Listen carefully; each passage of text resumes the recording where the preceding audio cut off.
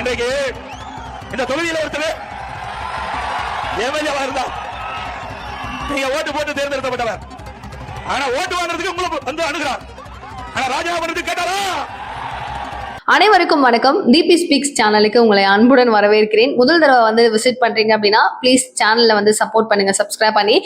வரப்போற 2026 தேர்தலில் விஜய் அவர்கள் தமிழக வெற்றி கழகத்தின் சார்பில் ஜெயிப்பாருன்னு நீங்க நினைக்கிறீங்களா?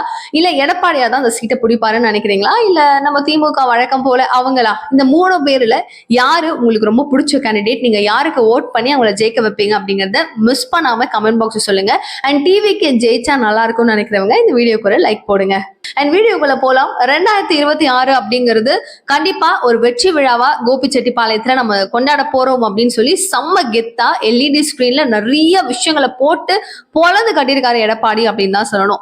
இன்றைக்கு ஒரு பேசும் பொருளா எடப்பாடி அவர்களுடைய பயணம் அப்படிங்கிறது இருக்கு. அது ஏன் இருக்கு, என்ன இருக்கு அப்படிங்கறத கொஞ்சம் டீடைல்டா பேசுவோம். தமிழகத்தை மீட்போம், மக்களை காப்போம் அப்படின்னு சொல்லிட்டு ஒரு எழுச்சி பயணத்தை எடப்பாடியார் அவர்கள் துவங்கி கிட்டத்தட்ட 124 தொகுதிகள்ல முடிச்சிட்டாரு. அண்ட் ரொம்ப நாள் கேப்புக்கு அப்புறம் கோபிச்செட்டிப்பாளையத்தை இன்னைக்கு வந்து ஒரு பெரிய அளவுக்கு ஒரு மாநாடு நவம்பர் 30ஆம் தேதி நான் நடத்த போறேன் அப்படிங்கறத அறிவிச்சிருந்தாரு. அது ரொம்ப ரொம்ப ரொம்ப சிறப்பா முடிச்சிருக்காரு அப்படின்னு தான் சொல்லணும். அவர் ஆரம்பிச்சு A to Z வரைக்கும் ரொம்ப சிறப்பா கம்ப்ளீட் பண்ணியிருந்தாரு. யாரை எப்படி தாக்கணும், யாரை எப்படி பேசணும், எந்த அளவுக்கு பேசணும் அப்படிங்கிற அந்த அரசியல் கோட்பாடோட பேசினதுதான் அங்க அவருடைய பேச்சுக்கு ஒரு ஹேட்ஸ் ஆஃப் அப்படின்னு சொல்லலாம். என்ன காரணம்? இப்போ அவருக்கு அகேன்ஸ்டா அங்க கோபிச்செட்டிப்பாளையத்துல இருக்கும் ஒரு நபர் அப்படின்னு எடுத்துக்கிட்டீங்கன்னா முக்கியமா செங்கோட்டையன் அவர்கள். செங்கோட்டையன் அப்படின்னு நம்ம எடுத்துக்கிட்டோம்னா முதல்ல நம்மளுக்கு ஞாபகம் வர்றது தமிழக வெற்றி கழகம் விஜய், ஆப்வியஸா இல்லையா?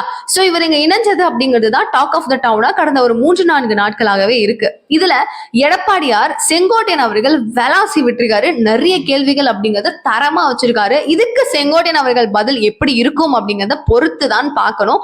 ஆனா அவர் கேட்ட கேள்விகள் எதையுமே என்ன இவர் இப்படி பேசுறாரு, இவர் போய் சொல்றாரு அப்படின்னு சொல்லக்கூடிய அளவுக்கு இல்லாம எல்இடி ஸ்கிரீன் அப்படிங்கறத போட்டு ஒரு இடத்துலயும் கரெக்டா தெளிவா எல்லாத்தையும் வச்சு ஆஃப் பண்ணிருக்காரு அப்படின்னுமே சொல்லலாம்.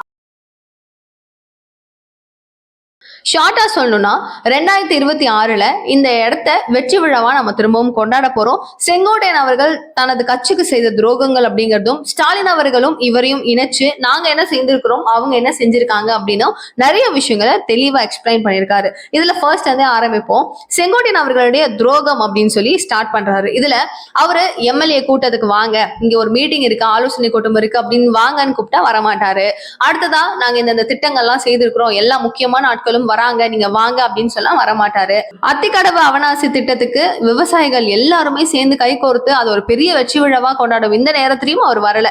இங்க வராம திமுக ஒரு மேடை போடுது, ஒரு கூட்டம் போடுது, அங்க இருந்து அவர் பேசுறாரு. எங்களுக்கு எப்படி இருக்கும், நம்மளுக்கு காண்டாண்டு காலமா எதிரியா இருக்கக்கூடிய கட்சியில நீங்க போக வேண்டாம், அப்படி செய்யாதீங்க அப்படின்னு சொல்லி பல முறை நாங்க மன்னிச்சிட்டோம். ஒரு முறை வந்து என்னமோ மன்னிப்பு கேட்டு நாங்க என்னமோ கொடுக்காத மாதிரி எல்லாம் அவர் பேசுறாரு. எத்தனை முறை மன்னிப்பு அப்படிங்கறத நாங்க கொடுத்திருக்கோம், எவ்வளவு வாட்டி நாங்க செஞ்சிருக்கோம் அப்படின்னு எடப்பாடி அதுலதான் ஆரம்பிக்கிறாரு. ஆஹா, புடிச்சிட்டாருப்பா பாயிண்ட. இதுக்கப்புறம் செங்கோட்டையன் அவர்களுடைய டேமேஜ் பண்ணிடுவாரோ, ஒரு இமேஜ் சூப்பரா கிரியேட் பண்ணி வச்சிருந்ததை மொத்தமா விழிச்சுக்கு அமுச்சு விட்டுருவாரோ அப்படிங்கிற ஒரு எதிர்பார்ப்பு அப்படிங்கிறது இருந்துச்சு. சோ அதை அப்படியே வந்து டிகிரேட் பண்ணதான் ஸ்டார்ட் பண்றாரு. அங்க இருந்து ஆரம்பிச்சு அவர் திரும்பவும் எதை நோக்கி நகர்றாரு அப்படின்னு பாத்தீங்கன்னா, பசும்பொன் போகாதீங்க, அந்த நபர்களை மீட் பண்ணாதீங்க, அவர்கள்லாம் பெரிய துரோகி அப்படின்னு சொல்லி நாங்க பல முறை எக்ஸ்பிளைன் பண்றோம். ஆனா அது நாங்க சொன்ன பேச்சு எதையுமே கேட்காம பசும்பொனுக்கு போறாரு, ஓபிஎஸ் பாக்குறாரு, டிடிவியை பாக்குறாரு. உங்களுக்கே தெரியும் ஓபிஎஸ் வந்து எந்த அளவுக்கு கட்சிக்கு ஒரு துரோகம் செய்திருக்கிறாரு அப்படிங்கறது. இன்னைக்கும் வந்து டிடிவி வந்து டிவிகே பக்கம் ஓடிடுவாரு என்டிஏ விட்டு அப்படிங்கிற ஒரு பேச்சு இருக்குல்ல, வாய்ப்பு அப்படிங்கிறது என்ன கேட்டீங்கன்னா ரொம்ப கம்மி தான். ஏன்னா அவர் மேல நிறைய கேசஸ் இருக்கு. அது வந்து சென்ட்ரல் மத்திய அரசாங்கத்தின் கையில இருக்கு. அவருடைய கையில அப்படின்னு சொல்லி பார்த்தோம்னா அமித்ஷா அவர்களுடைய கையில, அவருடைய பிடியில தான் என்ன இருக்கு. இப்ப டிடிவில இருந்து ஓபிஎஸ் வரைக்கும் இருக்காங்க. ஓபிஎஸ் போறதுக்கு சான்ஸ் இருக்கு, ஆனா பெரிய அளவுல இருக்கா அப்படின்னு கேட்டீங்கன்னா இருக்கு, ஆனா இல்லைன்னு சொல்ற மாதிரிதான் இருக்கு. ஆனா கண்டிப்பா டிடிவியும் சரி, சசிகலாவும் சரி, நம்ம எடப்பாடியார் அவர்களுக்கு கன்ஃபார்மா கூட நின்று சுற்றுப்பயணத்துல வர்றதுக்கான வாய்ப்புகள் அப்படிங்கிறது 100க்கு 99% இருக்கு. ஏன்னா அவங்கள விட மாட்டாங்க.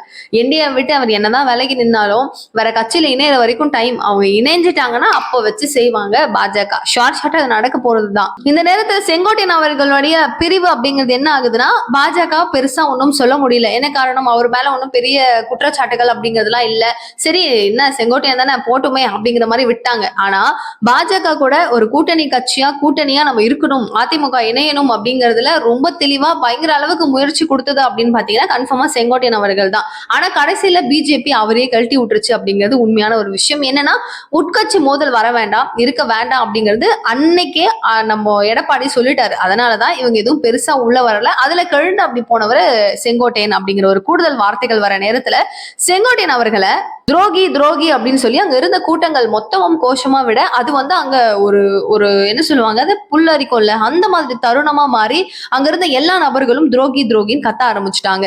சோ இந்த இடத்துல எல்லாம் எடப்பாடி உண்மையாவே ஸ்கோர் பண்ணிட்டாருன்னு தாங்க சொல்லணும்.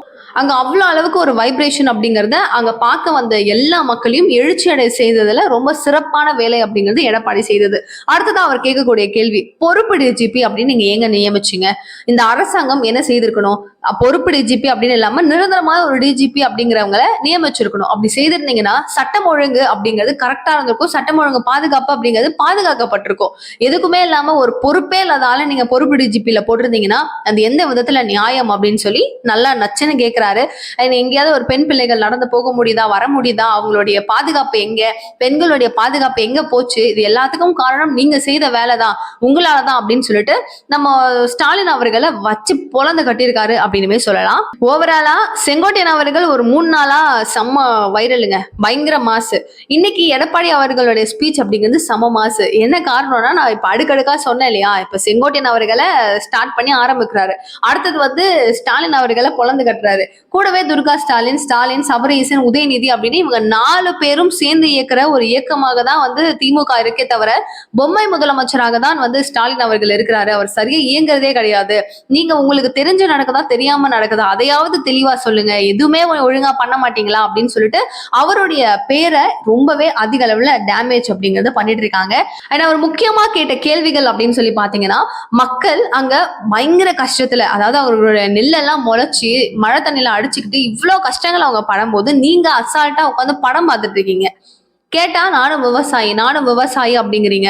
ஒரு விவசாயி கஷ்டப்படுறான் அப்படின்னா நீங்க அங்க வந்து அந்த பயிர்களை எடுத்துட்டு வந்து நெல்லை எடுத்துட்டு வந்து முளைச்சிருச்சா அப்படியா அப்படின்னு சொல்லி பாக்குறீங்கன்னா நீங்க களத்துக்கெல்லாம் வரணும், நீங்க தானே முதலமைச்சர். ஆனா நான் அப்படி கிடையாதுல, வாங்க நீங்களும் முதலமைச்சர், நானும் வந்து ஒரு பெரிய விவசாயின்னு சொல்றீங்கன்னா வாங்க களத்துக்கு வாங்க, வந்து நில்லுங்க, ஒரு பயிர் எடுத்து பார்ப்போம், நீங்க அதை கண்டுபிடிக்கிறீங்களா இல்ல நான் கண்டுபிடிக்கிறேன்னு பார்க்கலாமா அப்படின்னு சொல்லி நேருக்கு நேர் செம்ம திமிரா கெத்தா சவால் அப்படிங்கறது விடுறாரு.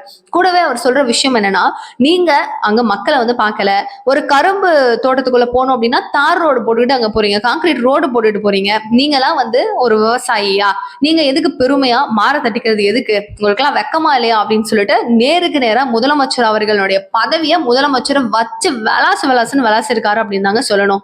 எண்ட் ஆஃப் த கார்டு போடணும்னா இப்போ அவருடைய டிசிஷன் என்னவா இருந்துச்சு, இங்க வந்து கோபிச்செட்டிப்பாளையத்துல ஒரு பெரிய அளவுக்கு ஒரு மேடையை போட்டு பேசணும் அப்படின்னா கிழிக்க வேண்டிய நபர்கள் அப்படிங்கறத அவர் கன்ஃபார்ம் பண்ணிக்கிட்டாரு.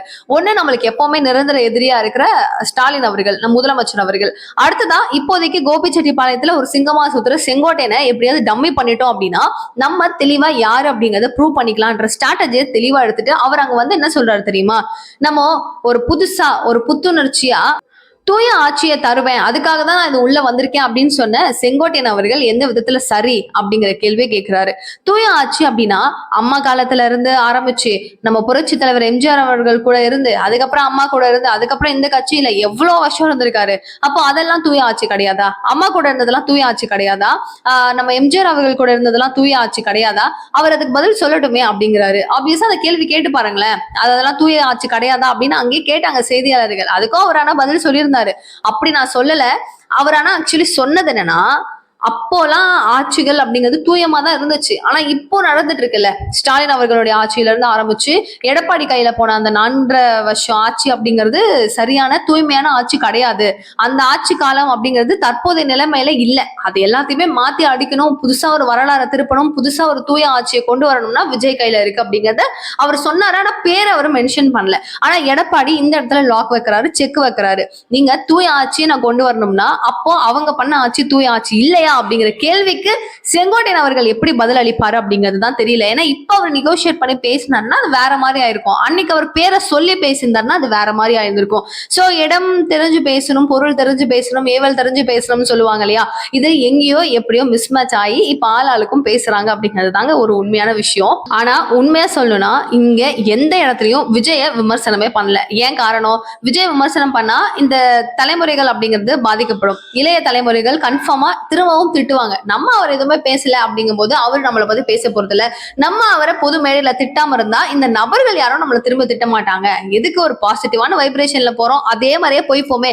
யாரையும் பத்தி தவறுதலா விமர்சனம் பண்ண வேணாம். யாரை எப்படி திட்டணும், எந்த நேரத்தில் திட்டணும், எதற்காக திட்டணும் அப்படிங்கிற ஒரு ஒரு அரசியல் பார்வை ரொம்ப ரொம்ப சிறப்பா எடப்பாடியார்கிட்ட இருக்கு. இதுவே சீமானண்ணனை கூட்டு வந்து நிக்க வைங்களேன், கண்டமேனிக்கு பொழந்து கட்டுவாரு. எல்லாரையும் திட்டுறது, ஏன் திட்டுறோம் எதுக்கு திட்டுறோம்னு தெரியாது, கச்ச கச்ச கச்ச கச்ச கச்சன்னு பேசிட்டு அந்த நேரத்துக்கு பாஸ் ஆயிடும். ஆனா இன்னைக்கு அந்த எல்இடி ஸ்கிரீன்ல போட்ட ஒரு விஷயங்களும் மறக்கவே முடியாது. செங்கோட்டையன் அவர்கள் அன்னைக்கு பேசுறத பாருங்க, அப்புறமா அவர் பேசுறத பாருங்க, இது பாருங்க அது பாருங்க அப்படின்னு சொல்லி எல்இடியில ஒரு நபர்களையும் போட்டு பொழந்திருக்காரு அப்படின்னு தான் சொல்லணும். அதை பார்த்து பார்த்து டீச்சர் வந்து ஸ்கூல்ல எல்லாம் பாடம் எடுப்பாங்கல்ல, அந்த மாதிரி ஒரு விஷயத்தையும் பார்த்து எக்ஸ்பிளைன் பண்ண விதங்கள் அப்படிங்கிறது மக்கள் மனசுல ஒரு இமேஜா ஆழமா பதிஞ்சிருச்சு அப்படிங்கிறதும் கூடுதலான ஒரு உண்மை. சோ பிடிஆர் அவர்கள் சொன்னதின்படி 10 ரூபா பாட்டில், இந்த 10 ரூபா பாட்டில் ஒரு நாளைக்கு ஒரு பாட்டில் மேல வாங்குறதுனால 15 கோடி அளவுக்கு ஒரு நாளைக்கு லாபம் அப்படிங்கிறது கிடைக்குது தமிழ்நாடு அரசுக்கு. அடுத்ததா 450 கோடி அப்படிங்கிறது மாசம் கிடைக்குது. இது வரைக்குமே 22,000 கோடி கிட்ட இந்த ஒரே ஒரு டாஸ்மாக் துறையில இருந்து மட்டும் இவங்க சம்பாதிச்சிருக்காங்க. இதை விட ஒரு பெரிய ஊழல் என்னவா இருக்கும் அப்படிங்கிறதையும் அவர் கேள்வியா வைக்கிறாரு. இது நிறைய இடங்கள்ல அவர் பேசியிருக்காரு. இந்த இடத்துல அவர் பேசும்போது அதற்கான மதிப்பும் மரியாதையும் கூடுதலா அதிக மதிப்புல கிடைக்குது அப்படிங்கிறதுலயும் மாற்று கருத்து கிடையாது. ஏன்னா மக்கள் அந்த அளவுக்கு ஆரவாரமா கை தட்டி சூப்பர் சூப்பர் அப்படின்னு சொல்லி கத்துறாங்கங்க. அடுத்ததான் முதலீடுகள் இருப்பதாக சொல்லி முதலமைச்சர் ஆகட்டும், துணை முதலமைச்சராக ஆகட்டும், அங்கேயும் அங்கேயும் ஓடியாராங்க. ஆனா என்ன செய்திருக்கிறாங்க, இது வரைக்கும் அவங்க என்ன பண்ணிருக்காங்க, ஒண்ணுமே பண்ணதில்லை. ஆனா நான் என்னெல்லாம் பண்ணிருக்கேன், இந்த இடத்துக்கு பேருந்து நிலையத்தை திரும்பவும் வந்து தூய்மையா புதுப்பிச்சிருக்கேன், அழகா எல்லாத்தையுமே உங்களுக்கு ரெடி பண்ணி கொடுத்துருக்கேன், நீர் ஆகாரங்கள் எல்லாத்தையுமே பெருக்கி கொடுத்துருக்கேன், இங்க என்ன தேவை அப்படிங்கிறது எல்லாமே எனக்கு தெரியும். அத்திக்கடவு அவிநாசி திட்டம் அப்படிங்கறது நான் திரும்பவும் தமிழக அரசின் நிதியில இருந்து ஒதுக்கி உங்களுக்கு செய்திருக்கிறேன். நான் வந்து அவங்கள மாதிரி எனக்கு வந்து ஒன்றிய அரசாங்கம் கொடுக்கணும், மத்திய அரசாங்கம் கொடுக்கணும், அவங்க ஃபண்டு கொடுத்தாதான் உங்களுக்கு செய்ய முடியும்னு நான் காரணம் சொல்லல. இது இந்த நிதியில இருந்து, தமிழக அரசாங்கத்தின் நிதியில இருந்து நான் ஒன்னொன்னும் உங்களுக்கு செய்திருக்கிறேன் அப்படின்னு சொல்லி இங்க டிஃபரன்ஸ் பண்றாரு. இவங்களுடைய ஆட்சி என்னுடைய ஆட்சி, இது ரெண்டுத்துல நான் இருந்த 4.5 வருஷத்துல உங்களுக்கான தேவைகள், உங்களுக்கான பூர்த்திகள் அப்படிங்கறத நான் செய்திருக்கிறேன். ஆனா இவர் செய்தது என்ன அப்படிங்கிற கேள்விக்கு யாருக்கிட்டையும் பதில் இருக்காது. ஏன்னா அவங்க செய்யல, அவங்களால வந்து பேச முடியுமா, முடியாதுல்ல. நிறைய ஏரிகளை தூர்வாரி இருக்கிறேன், நான் இதெல்லாம் செய்திருக்கிறேன்னு அடுக்கடுக்கா அவர் பேசுறாரு. விலைவாசி உயர்வை பத்தி பேசுறாரு, மளிகை சாமான் பருப்பு இவ்வளவு ஏறி இருக்கு அவ்வளவு ஏறி இருக்கு அப்படின்னு ஒரு பருப்பையும் ரேட்டோட பேசுறாரு. இது எல்லாமே என்ன ஆயிருக்குன்னா இன்றைக்கு பேசும் பொருளா வெடிச்சிருக்கு. எல்லார்கிட்டயுமே வந்து ஒரு புதுசா ஒரு புத்துணர்ச்சி, ஒரு வேகம் எல்லாத்தையுமே கொடுத்துருக்கு அப்படின்னு தாங்க சொல்லணும். ஒட்டுமொத்தமா அதிமுக ஒரு பெரிய அளவுல ஒரு வெற்றி பெறும் அப்படிங்கிறாங்க. ஆனா இது வந்து இன்னும் அந்த ஐடி விங் இருக்குல்ல, அது கொஞ்சம் உத்வேகமா இன்னும் கொஞ்சம் வேகம் எடுத்து செயல்பட்டால் நல்லா இருக்கும். ஏன்னா அவங்க இப்போ வரைக்கும் வந்து கொஞ்சம் மொக்கையா தான் பண்ணிட்டு இருக்கிறாங்க அப்படின்றதான் எல்லாருடைய ஒரு சஜஷனாவும் இருக்கு. என்ன காரணம்னா பழனிசாமி அவர்கள் தூங்குற மாதிரியான காட்சிகள் அப்படிங்கிறது டிஆர்பி ராஜா அவர்கள் போட்டிருந்தாரு. அந்த பதிவுக்கு அவங்க உடனுக்குடன் ரிப்ளை எல்லாம் வேற மாதிரி பண்ணியிருந்தாங்கன்னா சூப்பரா இருந்திருக்கும். அடுத்ததான் சசிகலாவோட கால்லயே விழுந்துட்டு இருக்காரு, கால் முட்டி தேஞ்சிருச்சு அப்படின்னு அன்றைக்கு உதயநிதி சொல்லும் போது கம்மன் தான் இருந்தாங்க. ரொம்ப நாளைக்கு அப்புறம் தான் இவங்க வந்து திரும்பவும் பேச ஆரம்பிக்கிறாங்க. அதுவும் எடப்பாடி அவர்கள் வந்து அவரை பால்டாயில் பாட்டில் அது இதுன்னு கலாச்சதுக்கு அப்புறம் தான் அது அப்படிங்கிறது முற்றுப்புள்ளி வைக்கப்படுது. எல்லாத்துக்கும் தலைவர் தான் பேசிக்கிட்டே இருக்கணும் அப்படின்னா அப்ப ஐடி விங் எதுக்குன்ற கேள்விதான் அதிமுகவினருடைய மைண்ட் செட்டாவே இருக்கு. இந்த நேரத்துல ஆளுக்கு ஒன்னொன்னு பேசினாலும் சைலண்டா நான் அவங்களை கில் பண்ணுவேன் அப்படிங்கிற அளவுக்கு விஜய் அவர்களுடைய வேலைப்பாடுகள் அப்படிங்கிறது சிறப்புப்பட போயிட்டு இருக்கு. செங்கோட்டையன் அவர்கள் மட்டுமல்லாம கூட நிறைய உண்மையான தலைகள்லாம் வந்து இணைஞ்சாலும் இவர்களுடைய வேலைகள் அப்படிங்கிறது எந்த அளவுக்கு போகும், வெற்றி வாய்ப்பு அப்படிங்கிறது எப்படி இருக்கும் அப்படிங்கறத பொறுத்து பார்ப்போம். டிசம்பர் 5ஆம் தேதியிலிருந்து பாண்டிச்சேரியில அவருடைய ரோட் ஷோ அப்படிங்கிறது நடத்த போறதாக ஒரு தகவல் இருந்துச்சு இல்லையா. அண்ட் இப்போ வரைக்கும் அங்க பெர்மிஷன் அப்படிங்கிறது கிடைக்கல. பிகாஸ் பக்கத்துல நிறைய டிஸ்ட்ரிக்ட்ஸ் இருக்காங்க. ஸோ நிறைய டிஸ்ட்ரிக்ட்ல இருந்து மக்கள் அதிகமா கூடிட்டாங்கன்னா அந்த நேரத்துல அது ஒரு கஷ்டமாயிடும் அப்படிங்கிறதுனால அந்த சிஎம் வந்து கொஞ்சம் யோசிச்சுட்டு இருக்காராமா. என்ன நடக்கும் அப்படிங்கிறதெல்லாம் பொறுத்து இருந்து பார்ப்போம். அவங்களுடைய வேகமும் சூடு பிடிச்சி அங்கங்க பிரச்சாரங்கள் அப்படிங்கிறது தொடங்குச்சுனாதான் அரசியல் அப்படிங்கிறது 2026 சூடு பறக்க வேற லெவல்ல இருக்க போது. பயங்கர எக்ஸைட்டிங் இன்ட்ரெஸ்டிங்கா இருக்கு. அண்ட் இந்த தேர்தல்ல யார் வந்து அந்த சீட்டை பிடிப்பாங்கன்னு நீங்க நினைக்கிறீங்க? மறக்காம மிஸ் பண்ணாம கமெண்ட் பாக்ஸ்ல சொல்லுங்க. நிறைய விஷயங்கள் பேசலாம். Thank you so much for watching. Bye.